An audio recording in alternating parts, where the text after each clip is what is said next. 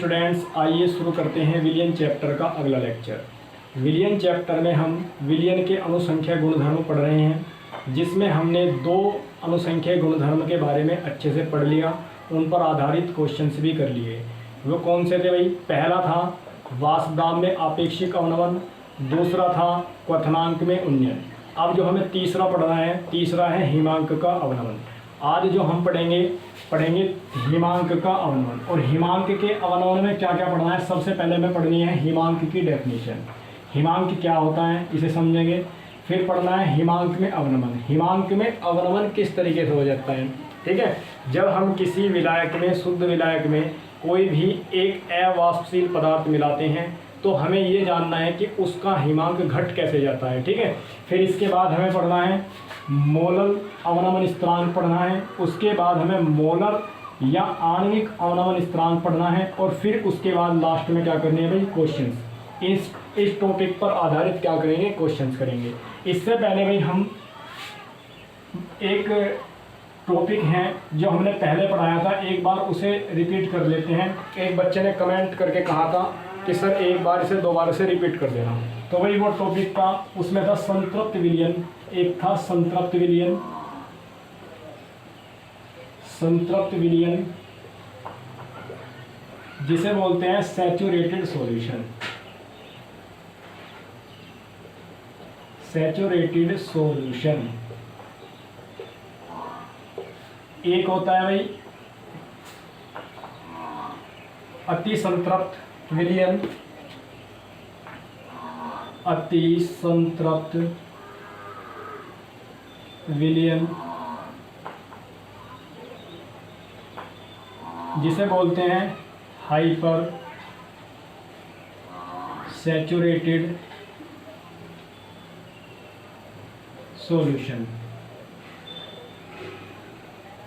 एक होता है भाई असंतृप्त, असंतृप्त विलयन जिसे बोलते हैं अनसैचुरेटेड सॉल्यूशन, ठीक है? चलिए भाई समझते हैं संतृप्त विलयन क्या होता है। चलिए भाई पहले हमें एक सपोज करते हैं भाई। हम ये मानते हैं कि हमारे पास एक पात्र है जिसमें 100 ग्राम हमने क्या लिया है? जल, ठीक है? और इस पात्र को एक ऐसी मशीन या इंस्ट्रूमेंट में फिट कर दिया है जो इसका टेम्परेचर कितना बना के रखे भाई? इसका टेम्परेचर 50 डिग्री सेल्सियस बना के रखे। यानी कि जिस भी टेम्परेचर पे हमें संतृप्त विलयन बनाना है, जिस भी टेम्परेचर पे हमें संतृप्त विलयन बनाना है, इस इंस्ट्रूमेंट्स के द्वारा इसका टेम्परेचर क्या करते हैं? फिक्स कर लेते हैं। अगर हमें 50 डिग्री सेल्सियस का बनाना है तो इस पात्र का जो टेम्परेचर है वो 50 डिग्री फिक्स कर लेंगे और वो लास्ट तक 50 डिग्री ही रहेगा। यदि हमें 100 डिग्री सेल्सियस का बनाना है तो इस पात्र का जो टेम्परेचर है वो कितना कर लेंगे? 100 डिग्री सेल्सियस। सपोज करो हमें 50 डिग्री सेल्सियस पर क्या बनाना है? एक संतृप्त विलयन बनाना है। तो इसमें हमने क्या लिया? सबसे पहले विलायक की मात्रा ले ली। विलायक मतलब जल। ये क्या है? एक विलायक है। विलायक हमने क्या ले लिया? एक जल ले लिया, ठीक है? और कितनी मात्रा ले ली? 100 ग्राम। इसमें विलायक की जो मात्रा होती है फिक्स होती है भाई, कितने ले? 100 ग्राम। अब हमें चीनी का क्या बनाना है? चीनी का संतृप्त विलयन बनाना है। क्या बनाना है? चीनी का संतृप्त विलयन। तो हम क्या करेंगे भाई? इस 100 ग्राम जो हमने जल लिया है उसमें चीनी की 5 ग्राम मात्रा मिलाएंगे और उस 5 ग्राम मात्रा मिला के उसे अच्छे से क्या करेंगे? घोलेंगे। घोलने पर क्या होगा? ये 5 ग्राम मात्रा इसमें घुल जाएंगी। फिर उसके बाद जैसी 5 ग्राम मात्रा इसमें पूरे तरीके से घुल जाएगी, फिर से हम क्या करेंगे? 5 ग्राम मात्रा फिर से मिलाएंगे। फिर से क्या करेंगे? अच्छे तरीके से घोलेंगे। घोलने के बाद क्या होगा? ये 5 ग्राम मात्रा भी इसमें घुल जाएगी। फिर से हम तीसरी बार क्या मिलाएंगे? 5 ग्राम मात्रा और मिलाएंगे, ठीक है? तो एक टाइम ऐसा आएगा जिस टाइम ये चीनी की जो मिलाई गई मात्रा है, जो हम बार बार मिला रहे हैं, एक टाइम ऐसा आएगा कि वो मात्रा उसमें घुलने की आ जाएगी बंद। जैसे सपोज करो हमने तीसरी बार जब 5 ग्राम चीनी मिलाई इसमें, तो 5 ग्राम चीनी इसमें नहीं घुली। कितनी घुली? सपोज करो 3 ग्राम इसमें क्या घुली? चीनी। और 2 ग्राम चीनी इसमें क्या रहेगी भाई? जो नहीं घुली। जो नहीं घुली ये गई घुल। बात समझ में है ना? हमें ऐसा मान रहे हैं कि तीसरी बार में जो 5 ग्राम चीनी इसमें घुली थी वो कितनी घुली, इसमें से 3 ग्राम घुली और 2 ग्राम रह गई। ठीक है, तो अब इसमें 2 ग्राम चीनी नहीं घुली, तो यानी कि एक ऐसी स्थिति उसमें उत्पन्न होगी कि अब चीनी घुलनी क्या होगी, बंद हो गई। क्या होगी भाई, चीनी का घुलना क्या हो गया, बंद। जिस टाइम ऐसी कंडीशन आ जाए कि अब चीनी घुलनी क्या हो गया भाई, बंद होगी, तो इस टाइम जो विलयन हमारे पास होगा वो विलयन कहलाएगा संतृप्त विलयन। क्या कहलाएगा भाई, संतृप्त विलयन। यानी कि वह अधिकतम मात्रा जो इसमें विलय पदार्थ, विलय का मतलब चीनी की जो अधिकतम मात्रा घोल सकते हैं और फिक्स टेम्परेचर रख के और 100 ग्राम विलायक रख के, यानी कि जल रख के, तो उससे जो विलयन बनेगा वही क्या कहलाएगा, संतृप्त विलयन। अब हम मानते हैं कि इसमें भाई हमने ऐसा मान लिया कि 5 ग्राम घुल गई थी पूरी तरीके से, 5 ये ग्राम घुल गई थी और 3 ये, तो टोटल कितने ग्राम घुली भाई, 13 ग्राम मात्रा घुलने पर ये क्या बना, संतृप्त विलयन बना। क्या बना, संतृप्त विलयन। अब हम जानते हैं अति संतृप्त विलयन क्या है।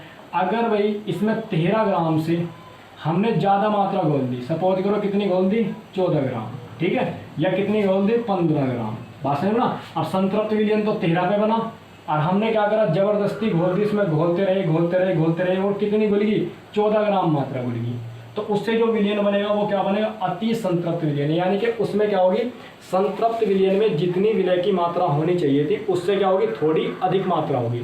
लेकिन वो जो अधिक मात्रा है कुछ समय बाद, जैसे हम घोलने के बाद इसे कुछ समय के बाद रख देंगे, जैसे ही ये बना भाई इसमें क्या घुलेगी, 14 ग्राम मात्रा घुलेगी, और मात्रा घुलने के बाद अगर हम कुछ समय बाद इसे रख दें, इस पात्र को ऐसे ही रख दे, तो जो इसमें 1 ग्राम या 2 ग्राम मात्रा, भाई 13 पे क्या था, ये संतृप्त था, और 1 ग्राम इसमें क्या थी, फालतू मात्रा घुल गई थी, या 2 ग्राम फालतू मात्रा घुल गई थी। तो थोड़ी देर रखने पर क्या होगा, वो जो फालतू मात्रा है वो नीचे क्या होती है, इकट्ठी हो जाती है। क्या हो जाती है, इकट्ठी, यानी कि फिर से इसमें कितने रहती है, 13 ग्राम मात्रा ही रह जाती है। समझ में आया ना। तो ये इतने स्थायी नहीं होते हैं, मतलब स्थायी का मतलब इसमें जो फालतू मात्रा होती है वो तुरंत ही क्या होती है, अपने आप से कुछ समय बाद बाहर निकल आती है। ठीक है, अब है असंतृप्त विलयन। तो असंतृप्त विलयन क्या होता है भाई, देखिए 13 पे संतृप्त बना, 14 या 15 पे क्या बना, अति संतृप्त। तो अगर इसमें भाई मात्रा 13 से कम रही, 13 से कम का मतलब 12 रही या 11 ग्राम चीनी रही, इसमें क्या रही, 12 ग्राम या 11 ग्राम चीनी रही, तो इससे जो क्या बनेगा, विलयन बनेगा, वो क्या कहलाऊंगा, असंतृप्त विलयन। क्या कहलाऊंगा, असंतृप्त विलयन। समझ में आया ना। अगर 13 ग्राम है तो संतृप्त विलयन है, 13 ग्राम से अधिक घुल गई तो ऐसा अति संतृप्त विलयन है, और 13 ग्राम से कम रही तो कैसा विलयन है भाई, असंतृप्त विलयन। ठीक है, चलिए तो ये थे संतृप्त, असंतृप्त और अति संतृप्त विलयन। ठीक है, चलिए भाई समझते हैं हिमांक क्या है। आप समझेंगे हिमांक क्या है। चलिए हम इसकी डेफिनेशन लिखते हैं, फिर उसके बाद अच्छे समझते हैं। तो क्या डेफिनेशन है इसकी, डेफिनेशन इसकी 2 पढ़ेंगे। पहली डेफिनेशन, डेफिनेशन फर्स्ट और डेफिनेशन सेकंड। डेफिनेशन फर्स्ट क्या कहती है भाई, किसी द्रव का हिमांक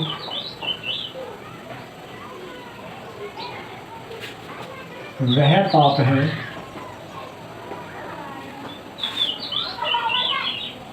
जिस पर वह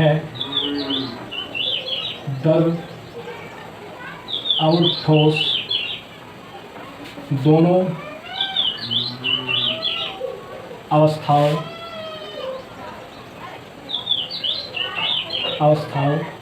में साथ साथ रह सकता है।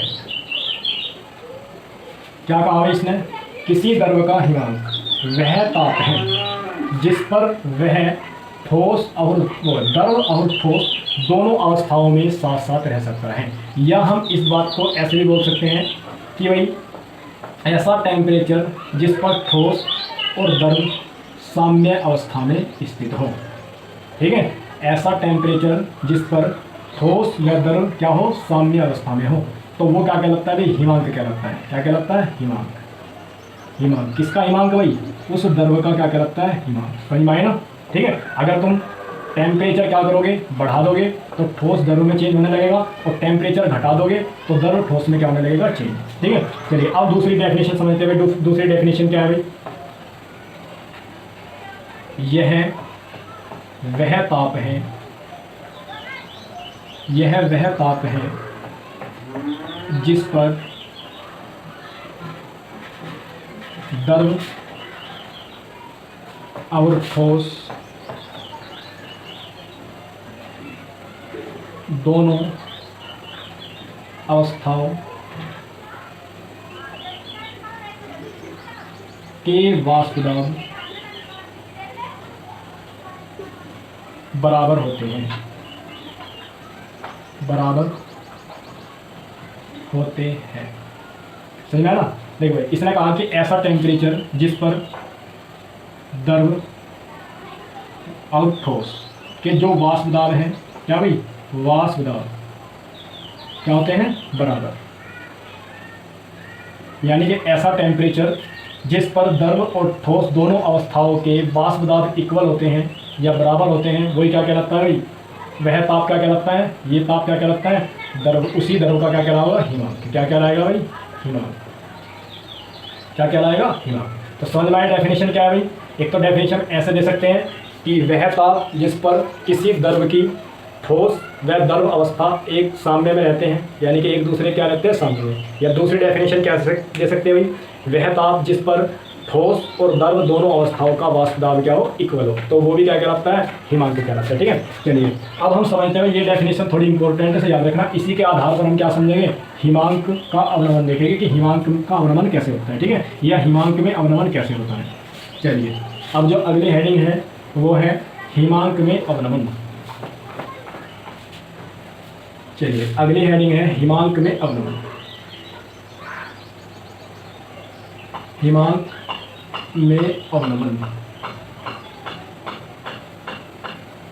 हिमांक में अवनमन इसे बोलते हैं भाई डिपर्सन इन फ्रीजिंग पॉइंट। चलिए भाई ये क्या होता है, चलिए भाई समझते हैं हम, इस तरीके से समझेंगे भाई। हमारे पास एक शुद्ध विलायक है, ये क्या ले लिया हमने, शुद्ध विलायक, शुद्ध विलायक। और इस शुद्ध विलायक में हमने क्या डाल दिया भाई, ये हमारे पास है शुद्ध विलायक, और इस शुद्ध विलायक में हमने डाल दिया एक अवाष्पशील विलय। क्या बोल दिया भाई, इसमें क्या डाल दिया, एक अवाष्पशील विलय मिला दिया, बात है ना। और ये हम इससे पहले लेक्चर में अच्छे तरीके से समझ चुके हैं भाई कि अगर हम किसी शुद्ध विलायक में अवाष्पशील पदार्थ मिलाते हैं तो इसका वाष्प दाब क्या होता है, वाष्प दाब घट जाता है। क्या होता है, जैसे ही हम किसी शुद्ध विलायक में क्या मिलाएंगे, जैसे ही हम किसी शुद्ध विलायक में कोई भी अवाष्पशील पदार्थ मिलाएंगे तो उसका वाष्प दाब क्या होगा, घट जाएगा। ये हमने अच्छे तरीके से समझा था भाई, जब वाष्प दाब में आपेक्षिक अवनमन पढ़ा था तो उसमें हमने अच्छे तरीके से समझा था कि किस प्रकार से इसका वाष्प दाब घट जाता है। अगर आपकी समझ में नहीं आया तो आप इससे पहले एक वीडियो देख लेना, उसमें अच्छे से एक्सप्लेन किया गया है। ठीक है, चलिए तो वाष्प दाब क्या हुआ, घट गया। जैसे इसमें मिलाया अवाष्पशील पदार्थ मिलाया तो वाष्प दाब क्या गया, घट। तो इसी पर हम समझेंगे कि हिमांक में किस प्रकार से कमी हुई। चलिए हम ऐसा मान के चलते हैं कि हमारे पास ये द्रव था, ये हमारे पास कोई द्रव था, ठीक है, और द्रव भी कैसा था, चलो हम शुद्ध विलायक मान लें। हम क्या मान लें, एक शुद्ध विलायक था हमारे पास, शुद्ध विलायक। ठीक है, क्या था, शुद्ध विलायक। और जब शुद्ध विलायक था तो हमें पता है शुद्ध विलायक का जो वाष्प दाब होता है, शुद्ध विलायक का जो वाष्प दाब होता है, शुद्ध विलायक का जो वाष्प दाब होता है वो क्या होता है भाई, ज़्यादा होता है किससे, विलयन के वाष्प दाब से। ठीक है, चलिए तो इतना तो हमें पता ही है, शुद्ध विलायक का वाष्प दाब क्या होगा, ज़्यादा होगा। हम ऐसा मानते हैं भाई कि शुद्ध विलायक का जो वाष्प दाब है, शुद्ध विलायक का जो वाष्प दाब है वो अधिक है। हमने मान लिया कि शुद्ध जो विलायक है उसकी द्रव और ठोस अवस्था का जो वाष्प दाब है वो क्या होगा, इक्वल होगा। और किस टेम्परेचर, हमने मान लिया कि वो टेम्परेचर है 20 डिग्री सेल्सियस, यानी कि 20 डिग्री सेल्सियस ऐसा हिमांक है इस विलायक का जिस पर उसकी द्रव और ठोस अवस्था के वाष्प दाब क्या है भाई, इन दोनों के वाष्प दाब क्या है, बराबर है। वाष्प दाब क्या है, बराबर है। सही है ना, क्या है, हमने ऐसा मान लिया भाई, समझे सर ध्यान से, कि शुद्ध विलायक है और हमने शुद्ध विलायक की द्रव और ठोस अवस्था के वाष्प दाब बराबर मान लिए 20 डिग्री सेल्सियस टेम्परेचर पर। और 20 डिग्री सेल्सियस टेम्परेचर क्या है यहाँ पे, हिमांक। क्या भाई, हिमांक है। हमने अभी पढ़ा था थोड़ी देर पहले कि वह ताप जिस पर किसी द्रव और ठोस अवस्था दोनों के वाष्प दाब क्या होते हैं, इक्वल होते हैं, तो वही ताप क्या कहलाता है, उसका हिमांक कहलाता है। हमने मान लिया हमारे पास ये शुद्ध विलायक है और इसकी द्रव और ठोस अवस्थाओं के वाष्प दाब बराबर है, लेकिन किस ताप पर, 20 डिग्री सेल्सियस पर इसके द्रव और ठोस अवस्था के वाष्प दाब क्या इक्वल है। तो हम कह सकते हैं कि ये 20 डिग्री सेल्सियस क्या है, इस शुद्ध विलायक का क्या है, हिमांक है। क्या है, हिमांक। समझ में आई बात। अब खुद से सोचिए भाई, जैसे ही हमने इसमें वाष्प अवाष्पशील पदार्थ मिला तो इसका वाष्प दाब क्या गया, घट, और जब वाष्प दाब घट गया तो अब विलयन में, अब जो विलयन बना, अब जो हमारे पास विलयन बना, विलयन का वाष्प दाब तो क्या हो गया, इससे कम हो गया शुद्ध विलायक से। अब जो विलयन बना उसकी द्रव और ठोस अवस्था का जो वाष्प दाब होंगे वे बराबर होंगे, या हम ऐसे कह सकते हैं वे बराबर होंगे इस पहले वाले टेम्परेचर से कम टेम्परेचर पे क्या हो जाएंगे, इक्वल हो जाएंगे। यानी कि अगर ये 20 पे इक्वल थे शुद्ध विलायक के, तो इसका लगभग कितना हो जाएगा भाई, 20 से क्या हो गए, 20 डिग्री सेल्सियस से क्या हो गए, कम पर ही क्या हो जाएंगे, इसकी द्रव और ठोस अवस्था के वाष्प दाब क्या हो जाएंगे, इक्वल। भाई समझ में आया नहीं बात तुम्हारी? तो मैं ऐसा समझ लो इसे कि 20 डिग्री सेल्सियस इस शुद्ध विलायक का हिमांक है और इस 20 डिग्री सेल्सियस पर इस शुद्ध विलायक की द्रव और ठोस अवस्था क्या है, उनके वाष्प दाब इक्वल है। अब तुम खुद से सोच लो भाई, इससे जब हमने इसमें एक अवाष्पशील पदार्थ मिलाया है तो इसका वाष्प दाब गया घट, और वाष्प दाब घट गया तो अब क्या होगा, अगर हमें इस विलयन की द्रव और ठोस अवस्था का वाष्प दाब देखना है कब इक्वल होगा, तो वो इससे कम ही टेम्परेचर पर इक्वल होगा। बस ना, इससे क्या होगा, कम ही टेम्परेचर पर, क्योंकि वाष्प दाब बढ़ने पर क्या होता है, देखिए जैसे वाष्प दाब अगर बढ़ रहा है, अगर वाष्प दाब ज़्यादा है तो टेम्परेचर भी क्या होगा, अधिक होगा, और वाष्प दाब अगर कम है तो टेम्परेचर भी क्या होगा, कम। तो ये इसकी जो विलयन जो बना है इसकी द्रव और ठोस अवस्था के वाष्प दाब इक्वल हो गए, लेकिन इस 20 डिग्री सेल्सियस से कम टेम्परेचर पर ही क्या होगी, ये इक्वल होगी, क्योंकि यहाँ पे वाष्प दाब ज़्यादा था और यहाँ पे वाष्प दाब क्या है, कम है। तो देखिए भाई, वाष्प दाब वो हिमांक में क्या हुई, कमी हो गई नहीं। यहाँ पे शुद्ध विलायक का हिमांक 20 था और यहाँ पे क्या हुआ, 20 से कम हो गया। यही जो कमी हुई है, यही जो हिमांक में कमी हुई है, इसी कमी को बोलते हैं हिमांक में अवनमन या हिमांक का अवनमन। समझ में आई बात कि हिमांक का अवनमन क्या होता है भाई, समझ में आई भाई? तो इस ये होता है हिमांक का अवनमन। यहाँ पे टेम्परेचर क्या होता है, घट जाता है, ठीक है। यानी कि हम कह सकते हैं कि 20 डिग्री सेल्सियस से कम टेम्परेचर पर ही ये इसकी द्रव और ठोस दोनों अवस्थाओं का वाष्प दाब क्या हो जाएगा, इक्वल हो जाएगा, ठीक है। चलिए तो अब इसकी डेफिनेशन देखते हैं भाई, डेफिनेशन क्या होती है। देखिए भाई, एक बात तो तुम्हें यहाँ समझ में आ गई कि यहाँ जो शुद्ध विलायक है उसका जो हिमांक है वो ज़्यादा है। शुद्ध विलायक का क्या है भाई, ऐसे बोल दो, शुद्ध विलायक का, इसे याद रखना भाई अच्छे से, शुद्ध विलायक का जो हिमांक है, शुद्ध विलायक का हिमांक क्या है, ज़्यादा है किसके, विलयन के हिमांक से।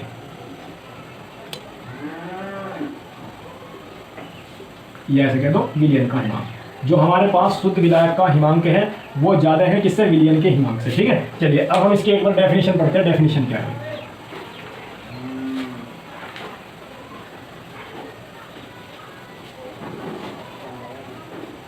देखिए भाई, डेफिनेशन है इसकी, जब किसी विलायक में कोई अवाष्पशील पदार्थ मिलाते हैं, चलिए भाई, जब किसी शुद्ध विलायक, जब किसी शुद्ध विलायक में एक अवाष्पशील पदार्थ मिलाते हैं तो उसके वाष्प दाब में कमी के साथ साथ हिमांक में भी कमी होती है। जैसे जैसे वाष्प दाब घटेगा ऐसे ऐसे क्या होगा भाई, उसका हिमांक घटता चलेगा।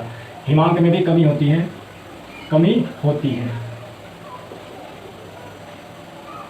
इसे हिमांक में अवनमन,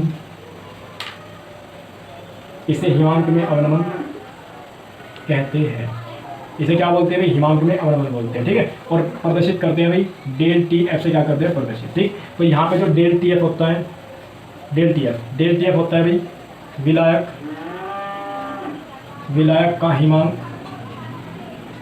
विलायक का हिमांक और माइनस विलयन का हिमांक, किसका भाई, विलयन का हिमांक। ठीक है, अभी हमने समझा था कि विलायक का हिमांक क्या होता है, ज़्यादा होता है किससे, विलयन के हिमांक से। तो ये बात में याद रखनी, ये क्वेश्चंस में बहुत हेल्प करेगी भाई। तो अगर हम विलायक का हिमांक क्या मानते हैं, T1, और विलयन का हिमांक क्या मानते हैं, T2। ठीक है, तो ये डेल टी एफ किसके इक्वल होगा, T1 माइनस T2। तो समझ में आए भाई अच्छे तरीके से। चलिए अब हम पढ़ेंगे जो हमारा हिमांक में अवनमन है उसका सांद्रता से क्या इफेक्ट पड़ता है, यानी कि सांद्रता के द्वारा वो किस प्रकार प्रभावित होता है। यदि हम सांद्रता बढ़ा दें या घटा दें तो किस प्रकार हिमांक का अवनमन प्रभावित होगा वो हमें देखना है। ठीक है, चलिए भाई हम क्या लेते हैं, एकदम शुद्ध विलायक ले लेते हैं, शुद्ध विलायक। एक तो हमने ले लिया शुद्ध विलायक, एक ले लिया विलयन फर्स्ट और एक ले लिया विलयन सेकेंड। ठीक है, विलयन सेकेंड। देखिए भाई अब एक बात तुम अच्छे तरीके से समझ चुके होंगे कि वाष्प दाब अगर कम है तब क्या होगा भाई, हिमांक भी क्या होगा, कम। हिमांक भी क्या होगा, कम। सही है ना, जितना वाष्प दाब कम होगा उतना ही क्या होगा, कम हिमांक भी होगा। ठीक है, चलिए ये हमारे पास शुद्ध विलायक है, ये विलयन फर्स्ट है, ये विलयन क्या है, सेकंड है। अब हमने ऐसा मान लिया भाई इसकी कम सांद्रता है और इसकी अधिक सांद्रता है, यानी कि इस विलयन में जो विलय पदार्थ हैं, विलय का मतलब विलय क्या रखा भाई, अवाष्पशील, जो अवाष्पशील पदार्थ है। सपोज करो ऐसा मान लो कि इसमें तो घुल रहा है वो 40 ग्राम और इसमें घुल रहा है भाई 10 ग्राम। ठीक है, ऐसा मान लो कि इसमें अवाष्पशील पदार्थ 40 ग्राम उपस्थित है, इसमें अवाष्पशील पदार्थ 10 ग्राम उपस्थित है। तो इसकी सांद्रता कम हुई, इसकी सांद्रता क्या हुई, अधिक। और ये क्या है, शुद्ध विलायक है, ये शुद्ध विलायक, इसमें भी कोई भी नहीं घुला हुआ है। बात सही में ना। चलिए हम मानते हैं कि भाई इसका दाब P1 है, इसका दाब P2 है, इसका दाब क्या है, P3। अब खुद से बताइए भाई ये शुद्ध विलायक है, शुद्ध विलायक का वाष्प दाब क्या होता है, सबसे ज़्यादा। तो सबसे ज़्यादा वाष्प दाब इसका होगा, फिर उससे कम इसका, फिर इससे कम इसका, क्योंकि जितना ज़्यादा तुम उसमें अवाष्पशील पदार्थ मिलाओगे तो वाष्प दाब क्या होगा, घटता ही चला जाएगा। बात समझ में ना, ये हमने अच्छे से पढ़ लिया था भाई, जितना ज़्यादा तुम अवाष्पशील पदार्थ मिलाओगे उतना ही क्या होगा, कम उसका वाष्प दाब होगा। अब तुम खुद से बताइए कि इसका वाष्प दाब क्या है, सबसे कम है, तो इसका हिमांक अगर हम T3 मान लें, इसका हिमांक T2 मान लें, इसका हिमांक कितना मान लें, T1, तो इसका हिमांक क्या होगा, सबसे कम, इसका उससे ज़्यादा, और सबसे ज़्यादा हिमांक किसका होगा भाई, शुद्ध विलायक का। सही में है ना, समझ में आ रही भाई, इसका वाष्प दाब सबसे कम तो इसका हिमांक भी क्या होगा, सबसे कम। इसका वाष्प दाब इससे ज़्यादा तो इसका हिमांक भी इससे ज़्यादा, और सबसे ज़्यादा हिमांक क्या होगा, इसका। ठीक है, चलिए अगर हम इसका भाई हिमांक मान लें, सपोज अगर हमने इसका हिमांक मान लिया, इसका हिमांक है 40 डिग्री सेल्सियस, इसका हिमांक मान लिया 10 डिग्री सेल्सियस, और इसका हिमांक हमने मान लिया भाई, देखो भाई अब तुम्हें बताइए शुद्ध विलायक है, शुद्ध विलायक का हिमांक सबसे ज़्यादा है, और इसका मान लो तुम 20 डिग्री सेल्सियस और इसका मान लो 10 डिग्री सेल्सियस, क्योंकि हिमांक क्या हो गए, घटेंगे। जिसकी सांद्रता सबसे ज़्यादा उसका हिमांक क्या होगा, सबसे कम, क्योंकि इसका वाष्प दाब क्या है, सबसे कम। अगर हम इन दो में क्या देखें, हिमांक का अवनमन देखें, हिमांक का अवनमन यानी कि डेल टी F1 मान लो, क्या मान लो, डेल टी F1, क्या मान लो, डेल टी, या यहीं के लिख लो डेल टी F1 कितना होगा भाई, T1 माइनस T2। ज़्यादा में से कम घटाना तो कितना होगा, 40 माइनस के 20 डिग्री, ये घटा दो, घटाने के बाद कितना होगा भाई, 20 डिग्री सेल्सियस। यहाँ पे अवनमन कितना आया, 20 डिग्री सेल्सियस। अगर हम ये अवनमन इसमें देखें भाई, विलयन थर्ड सेकंड और शुद्ध विलायक, मतलब कितना होगा, डेल टी F2 मान लीजिए, डेल टी F2, तो ये क्या होगा, T1 minus T2, T1 minus T3, तो कितना होगा भाई, ये 40 है और ये कितना है 10, तो कितना बचेगा, 30 डिग्री सेल्सियस। तो यहाँ से भाई हमें क्या दिखाई दे रहा है, हमें दिखाई दे रहा है कि सांद्रता जब कम थी तो हिमांक में जो अवनमन है वो 20 है, 20 डिग्री सेल्सियस। जब सांद्रता अधिक है तो हिमांक में अवनमन क्या है, 30। तो यानी कि जैसे ही हमने सांद्रता बढ़ाई ऐसे ही क्या हुआ, हिमांक का अवनमन भी बढ़ गया। क्या बढ़ गया, हिमांक का अवनमन भी बढ़ गया। समझ में आया ना। तो जब सांद्रता कम थी तो हिमांक का अवनमन 20 था, जैसे सांद्रता बढ़ाई तो हिमांक का अवनमन भी कितना हो गया, बढ़ गया। तो हम एक बात कह सकते हैं कि जो हिमांक का अवनमन है वो भाई समानुपाती है किसके, सांद्रता के। यानी कि जैसे जैसे हम सांद्रता बढ़ाएंगे ऐसे ऐसे ही क्या होगा भाई, हिमांक का अवनमन भी बढ़ता चला जाएगा। बात सही में आया ना। और सांद्रता कौन सी सांद्रता है भाई, ये सांद्रता है मोललता। किसके भाई, मोललता के। मोललता किसके समानुपाती होता है भाई, मोललता के। मोललता क्या है भाई, मोलरता, इसे समानुपाती हटाने के लिए हम एक स्थिरांक लगाते हैं जिसे बोलते हैं KF, ठीक है, और मोलरता क्या है M। तो यहाँ से ये एक संबंध आ गया हिमांक का अवनमन और किसके बीच में भाई, मोलरता के बीच में। और यहाँ पे KF क्या है भाई, KF है मोलल अवनमन स्थिरांक, अवनमन स्थिरांक, मोलल अवनमन स्थिरांक। समझ में आई बात। चलिए, और तुम जानते हो भाई अगर हम मोललता का क्या फॉर्मूला होता है, मोललता क्या होती है, W गुना 1000 बटा M गुना कैपिटल W ग्राम। यहाँ पर कैपिटल W क्या है भाई, किसका है, विलायक का द्रव्यमान, विलायक का द्रव्यमान, ठीक है। चलिए, तो ये समझ में आ गया भाई हिमांक में अवनमन कैसे हुआ, और हिमांक में जो अवनमन है वो सांद्रता पर किस प्रकार से डिपेंड करता है, ठीक है। जैसे जैसे तुम सांद्रता बढ़ाओगे वैसे वैसे उसका वाष्प दाब कम होगा, हिमांक कम होगा, और हिमांक कम होगा तो अगर तुम हिमांक में अवनमन देखोगे तो वो क्या होगा, ज़्यादा होगा। बात समझ में आया ना, जैसे हमने ये तुम्हें अच्छी तरह समझाया भाई। तो हिमांक जैसे सांद्रता बढ़ाई हिमांक में अवनमन क्या हो गया, ज़्यादा। सांद्रता कम थी, हिमांक में अवनमन क्या था, कम था। तो जैसे जैसे भाई सांद्रता बढ़ाओगे तो हिमांक में अवनमन भी क्या होगा, बढ़ता चला जाएगा। बात समझ में ना। अब हम समझेंगे अगला जो टॉपिक है हमारा, इसमें भाई क्या है, मोलल अवनमन स्थिरांक, जिसमें हमने ये लिख दिया है भाई KF क्या होता है यहाँ पे, मोलल अवनमन स्थिरांक। अब इसकी हमें डेफिनेशन समझनी कि ये क्या है, ठीक है। चलिए भाई, अब अगली हेडिंग है मोलल अवनमन, मोलल अवनमन स्थिरांक, मोलल अवनमन स्थिरांक, जिसे हम डिनोट करते हैं भाई KF से, ठीक है। इसे बोलते हैं मोलल डिस्पर्सन कांस्टेंट, ठीक है। चलिए भाई, अब देखिए हम इस सूत्र से बनाएंगे इसकी डेफिनेशन। हमारे पास सूत्र है डेल TF KF, और मोललता का जो फॉर्मूला है वो रख दो भाई। मोललता क्या है, W गुना 1000 M बटा कैपिटल W ग्राम, ठीक है। यदि हम क्या करें भाई, यदि हम W अपॉन M क्या होते हैं भाई, मोल होते हैं। यदि हम W अपॉन M की जगह क्या रख दें, 1 मोल, W अपॉन M के स्थान पे क्या रख दें, 1 मोल, और कैपिटल W के स्थान पे क्या रख दें, 1000 ग्राम, ठीक है। तो क्या होगा, अगर तुमने यहाँ पे क्या रख दिया भाई, 1 रख दिया, और यहाँ पे क्या रख दिया 1000, तो ये 1000 से 1000 कट गया, 1 हो गया, तो क्या आ गया भाई,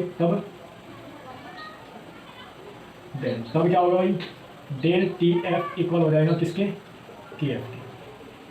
क्या हो जाएगा, डेल TF किसके इक्वल हो जाएगा, TF के, ठीक है। तो अब हमें इसकी डेफिनेशन बनानी है। क्या बनानी है, डेफिनेशन। चलिए भाई, डेफिनेशन क्या होगी इसकी, इसकी डेफिनेशन होगी भाई, ये क्या है, हिमांक का अवनमन, और ये क्या है भाई, मोलल अवनमन स्थिरांक, और ये किसका होता है भाई, विलायक का। किसका होता है, विलायक का। तो देखो भाई, हम अतः कह सकते हैं, अतः किसी विलायक का मोलल अवनमन स्थिरांक, मोलल अवनमन स्थिरांक हिमांक में उस कमी, हिमांक में उस कमी के बराबर है जब 1 मोल अवाष्पशील पदार्थ को 1000 ग्राम या 1 किलोग्राम विलायक में घोला जाता है। समझ में आए भाई, क्या डेफिनेशन है, देखिए भाई, जब हम किसी विलायक का मोलल अवनमन स्थिरांक हिमांक में उस कमी के बराबर है। अब तुम्हारा ये समझ में आ गया होगा अच्छे तरीके से भाई, हिमांक में क्या होती है, कमी होती है, ठीक है। तो जैसे हम अवाष्पशील पदार्थ बोलते हैं तो हिमांक में क्या होती है, कमी। तो किसी विलायक का मोलल अवनमन स्थिरांक हिमांक में उस कमी के बराबर है जब 1 मोल अवाष्पशील पदार्थ को 1000 ग्राम या 1 किलोग्राम विलायक में घोला जाता है, 1 किलोग्राम विलायक में घोला जाता है। समझ में आई बात। चलिए, ये तो किसकी डेफिनेशन थी भाई, ये डेफिनेशन थी मोलल अवनमन स्थिरांक की। अगली जो डेफिनेशन पढ़नी है भाई, ये इंपॉर्टेंट डेफिनेशन है, ये आ जाती है भाई एग्जाम में। अगला है मोलर, मोलर या आणविक, या क्या है, आणविक अवनमन स्थिरांक, ठीक है, इसे बोलते हैं मोलर या फिर भाई मोलिक्यूलर, मोलिक्यूलर डिस्पर्शन कांस्टेंट, ठीक है। बस इसमें क्या करना है तुम्हें भाई, के एफ के स्थान पर तो क्या रखना है, के एम, या क्या रखना है, के, और 1000 के स्थान पर क्या करना है तुम्हें, 100 पुट करना है, ठीक है। तो जो बनेगा वो क्या बनेगा, इस तरीके से जो हमारे पास आएगा वो क्या आएगा भाई, मोलर अवनमन स्थिरांक, मोलर या आणविक अवनमन स्थिरांक, ठीक है। यहाँ पे क्या कर दो के एम, और यहाँ 1000 के स्थान पे क्या कर दो 100, ठीक है, यहाँ 1000 के स्थान पे कर दो 100, ठीक है। तो यहाँ पे क्या जाएगा, के एफ की जगह क्या जाएगा, के एम, ठीक है। तो ये भी क्या होता है भाई, विलायक का। तो सेम डेफिनेशन ऐसी बनेगी भाई, किसी विलायक का मोलर की जगह क्या करना, मोलर अवनमन स्थिरांक हिमांक में उस कमी के बराबर है जब 1 मोल अवाष्पीय पदार्थ को 1000 की जगह क्या करना, 100 ग्राम या बस 100 ग्राम खाली क्या करना, 100 ग्राम विलायक में घोला जाता है। किसमें भाई, 100 ग्राम विलायक में घोला जाता है। बात समझ में आ गई ना। तो ये किसकी डेफिनेशन है भाई, मोलर या आणविक घूर्णन स्थिरांक की। बस इतना से चेंज करना भाई, के एफ के स्थान पे के एम, यानी कि जो हम 1000 के स्थान पे क्या रखेंगे 100, तो के एम के एफ के स्थान पे क्या रख देंगे, के एम या के, ठीक है। और के एम या के क्या होता है, मोलर या आणविक घूर्णन स्थिरांक, ठीक है। चलिए, तो भाई हमने क्या पढ़ लिया इसमें, हिमांक पढ़ लिया, हिमांक में अवनमन पढ़ लिया, और मोलर अवनमन स्थिरांक पढ़ लिया, और मोलर या आणविक अवनमन स्थिरांक पढ़ लिया। अब जो हमें पढ़ना है, अब इसके ऊपर करेंगे भाई क्वेश्चंस। क्या करने हैं हमें, क्वेश्चंस करने हैं। अब इस पर आधारित कुछ क्वेश्चंस करेंगे। ज़्यादातर एग्जाम में क्वेश्चंस ही आते हैं भाई इनके ऊपर, ठीक है। तो हम करते हैं क्वेश्चन। आइए समझते हैं। पहला क्वेश्चन है, 29 ग्राम कार्बनिक यौगिक को 5.8 ग्राम बेंजीन में घोलने पर हिमांक में 1.5 डिग्री सेल्सियस की कमी पाई गई। यौगिक का अणुभार ज्ञात कीजिए। और बेंजीन के लिए, क्योंकि यहाँ पे बेंजीन विलायक है और बेंजीन के लिए केएफ की वैल्यू दी गई है, ठीक है। सबसे पहले भाई सॉल्यूशन करते समय हम क्या करेंगे, विलय और विलायक को अलग करेंगे, विलय और विलायक। इसमें विलय कौन है भाई, 0.29 कार्बनिक यौगिक। तो किसमें बोल रखा 5.8, ये मात्रा अधिक है, ये मात्रा कम है। ये मात्रा किसकी है, बेंजीन की, ये मात्रा किसकी है, कार्बनिक यौगिक की। तो विलय यहाँ पे क्या है, कार्बनिक यौगिक, कार्बनिक यौगिक यहाँ पे क्या है, विलय है। और बेंजीन यहाँ पे क्या है, विलायक। बेंजीन क्या है यहाँ पे, विलायक, ठीक है। इसकी मात्रा कितनी दी है, स्मॉल डब्ल्यू 29 ग्राम, 0.29 ग्राम। और इसकी जो मात्रा है कैपिटल डब्ल्यू कितनी है, 5.8 ग्राम, ठीक है। और क्या कहा भाई, घोलने पर इतने की कमी। देखो भाई कमी का है, कमी, इस बात पर ध्यान देना, कमी। तो कमी का मतलब तुम्हें डेल टी एफ दे दिया है। डेल टी एफ कितना दे दिया है, 1.5 डिग्री सेल्सियस। कितना दिया है, 1.5 डिग्री सेल्सियस दिया है। और बेंजीन के लिए के एफ की वैल्यू भी तुम्हें कितनी दे रखी है, 5 डिग्री सेल्सियस मोलर, ठीक है। या तुम इसे ऐसे भी लिख सकते हो, मोलर इनवर्स, मोलर इनवर्स, ठीक है। चलिए, और क्या निकालना है भाई, यौगिक, यानी कि कार्बनिक यौगिक का क्या निकालना है, अनुभार। तो इसका अनुभार में क्या करना, m ज्ञात करना, ठीक है। चलिए, तो भाई हमें सूत्र पता है, del T F is equal to क्या होता है, के एफ डब्ल्यू गुना 1000 बटा m गुना कैपिटल डब्ल्यू ग्राम। ये सूत्र होता है। हमें क्या करना, ये ज्ञात करना। ये इधर ले जाओ, ये इधर ले जाओ, तो क्या हो जाएगा, m बराबर के एफ गुना डब्ल्यू गुना 1000 बटा डेल टी एफ गुना कैपिटल डब्ल्यू ग्राम। चलिए भाई पुट कीजिए, के एफ की वैल्यू कितनी है, 5, स्मॉल डब्ल्यू की वैल्यू 0.29, इसकी वैल्यू कितनी है, 1000, इसकी वैल्यू कितनी है भाई, डेल टी एफ कितना दिया है, 1.5 गुना ये कितना दिया है, डब्ल्यू 5 पॉइंट कितना दिया है, 8। अब करिए भाई, गुना भाग करोगे तो गुना भाग करने पे भाई तुम्हारा जो अनुभार है ये आ जाएगा 166.66, ठीक है।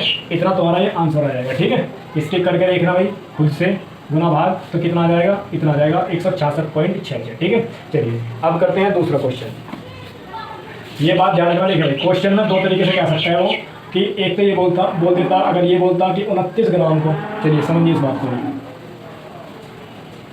अगर वो ये बोलता कि 29 ग्राम यानी कि 0.29 ग्राम को 5.8 ग्राम अगर बेंजीन में घोल रहे हैं, किसमें भाई? बेंजीन में। किसमें घोल रहे हैं? बेंजीन में। किसको? कार्बनिक यौगिक। कार्बनिक यौगिक। अगर वो ऐसे बोलता कि 0.29 ग्राम कार्बनिक यौगिक को 5.8 ग्राम बेंजीन में घोलने पर क्या होता है? बेंजीन का हिमांक 10 से घटकर 5 रह जाता है, ऐसे बोलता। तो तब हमें क्या निकालना पड़ता? डेल टी एफ निकालना पड़ता। वो क्या करते? 10 में से क्या घटाते? 5। अब इसने क्या कहा भाई? इतने की कमी होगी। इतने कमी का मतलब तुम्हें डेल टी एफ दिया है। अगर कमी का है तो इसका मतलब समझ जाना वहाँ क्या दिया है तुम्हें? Del T F. ठीक है, चलिए अब दूसरा क्वेश्चन करते हैं भाई।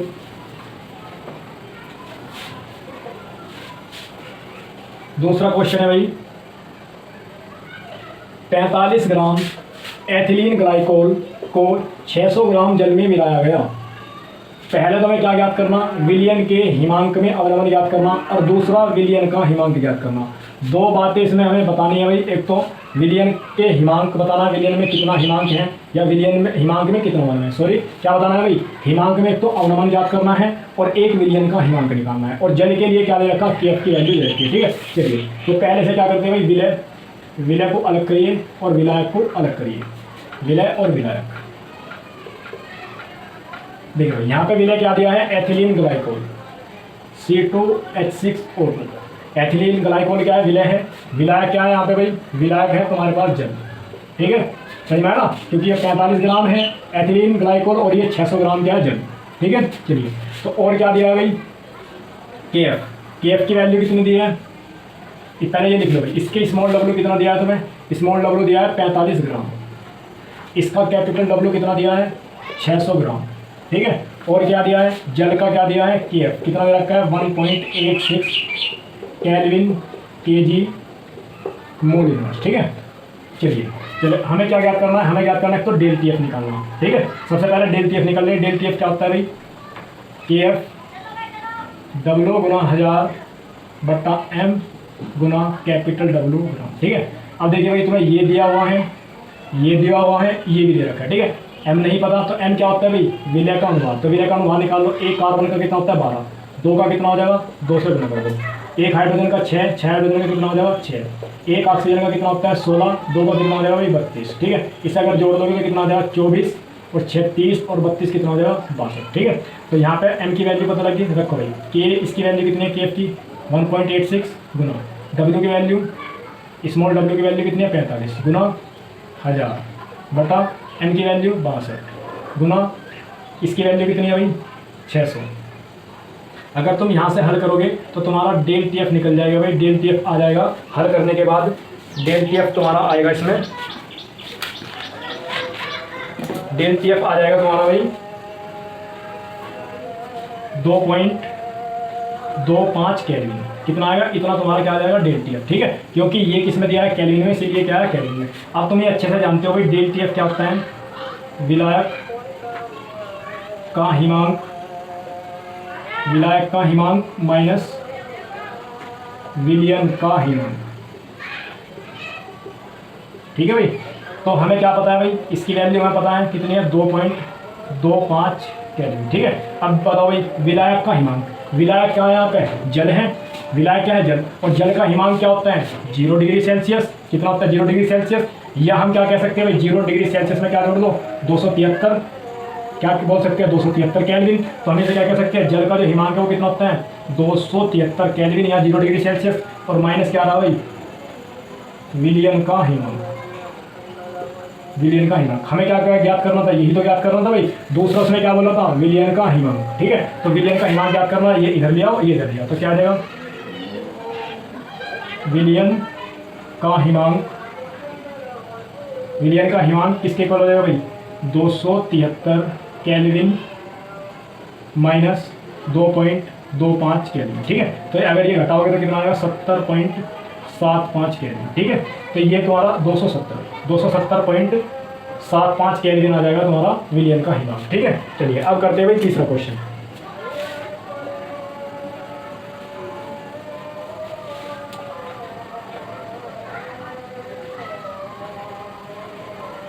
देखिए भाई तीसरा क्वेश्चन इंपॉर्टेंट है, इसे समझते हैं क्या क्वेश्चन। उसने कहा है 6 ग्राम यूरिया को 200 ग्राम जल में घोलने पर प्राप्त विलयन का क्वथनांक कितना है ये। तो हमें क्या दिया है भाई, लिख लिया भाई। पहले हमें दिया है विलयन का क्वथनांक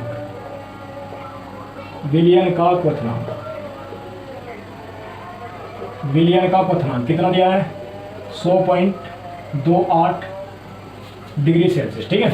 उसने कहा इसी विलयन का हिमांक ज्ञात करना, हमें ज्ञात करना है विलयन का हिमांक। चलिए इसे तो बाद में देखेंगे। और क्या दिया है, जल का क्या दिया भाई, जल का केफ दिया है हमें। जल के लिए क्या दे रखा है, जल के लिए एक क्या दिया है भाई, केएफ कितना दिया है 1.86 डिग्री सेल्सियस मोलर इनवर्स। के भी दिया है 0.52 डिग्री सेल्सियस मोलर इनवर्स, ठीक है। चलिए हमें क्या याद करना है, हमें याद करना है भाई विलयन का हिमांक, ठीक है। चलिए हम एक वी नो दे, हम जानते हैं भाई डेल टी बी बराबर होता है के बी एम। इसी तरीके से डेल टी एफ इक्वल होता है के एफ एम, ठीक है। ये समीकरण नंबर 1 मान है, समीकरण नंबर 2। अगर हम क्या करें, समीकरण नंबर 1 को भाग दे दें समीकरण नंबर 2 से, अगर भाग दे तो एम से एम कट जाएगा भाई, भाग दोगे तो इसे, ठीक है। तो क्या आ जाएगा डेल टी बी बटा del T F is equal to कितना आ जाएगा के बी बटा के एफ, ठीक है। तो यहाँ से अगर मैं डेल टी एफ निकाल लूँ तो डेल टी एफ हो जाएगा, डेल टी एफ किसके इक्वल हो जाएगा भाई, डेल टी एफ हो जाएगा के एफ बटा के बी गुना डेल टी बी।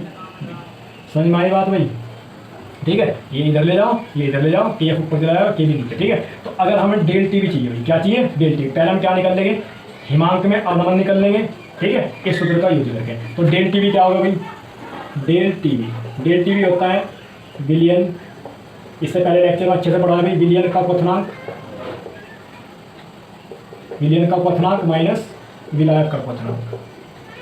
विलायक यहाँ क्या है, जल का क्वथनांक,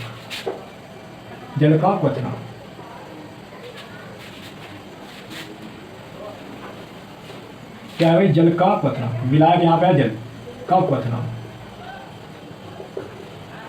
ठीक है। चलिए तो भाई विलयन का क्वथनांक कितना है 100.28 डिग्री सेल्सियस, और विलायक यानी कि जल का क्वथनांक कितना होता है 100 डिग्री सेल्सियस। तो कितना बचा भाई 0.28 डिग्री सेल्सियस, ठीक है।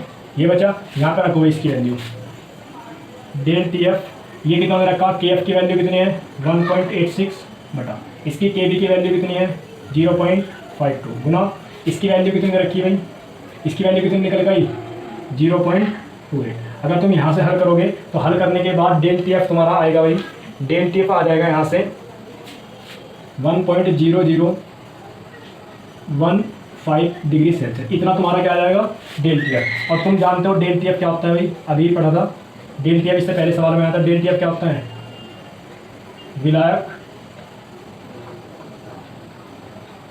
विलायक का हिमांक माइनस विलयन का हिमांक, ठीक है। अब देखो विलायक यहाँ जल है, जल का हिमांक कितना होता है 0 डिग्री सेल्सियस माइनस ये कितना आया भाई 1.0015 डिग्री सेल्सियस, ठीक है। और ये क्या है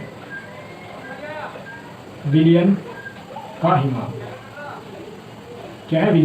ठीक है। अगर तुम क्या करोगे, इसे विलयन के हिमांक को इधर ले आओगे और इसे इधर ले आओगे, ठीक है। तो 0 में से ये जाके क्या बचेगा, माइनस का बचेगा। तो यहाँ से क्या आएगा भाई विलयन का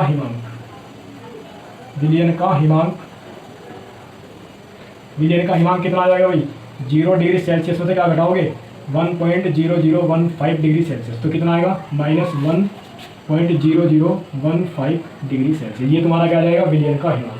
तो समझ में आई बात अच्छे तरीके से भाई, ये सवाल कैसे हुआ, ये इंपॉर्टेंट सवाल है, इसे अच्छे से समझ लेना है भाई, समझ में आई। चलिए भाई, तो अब इसके बाद ये लेक्चर यहीं पर समाप्त होता है। अब इससे अगले लेक्चर में जो हमें पढ़ना है वो पढ़ना है प्रासरण दाब। प्रासरण दाब क्या होता है उससे अच्छे तरीके से समझेंगे, उसके ऊपर यानी कि जितने भी उस पर आधारित क्वेश्चन होंगे वे करेंगे। Thank you.